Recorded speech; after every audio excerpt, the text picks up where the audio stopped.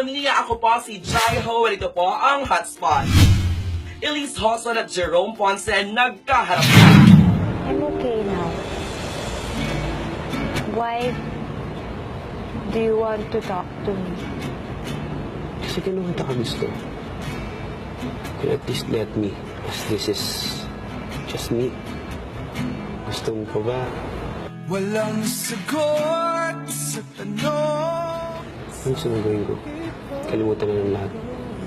Because wala na, Jerome. Hindi. Bakit parang sa akin lang may galit? Sabi ko siya, bibigay ko naman sa'yo kung ano gusto mo. I don't want you to give what you're giving now.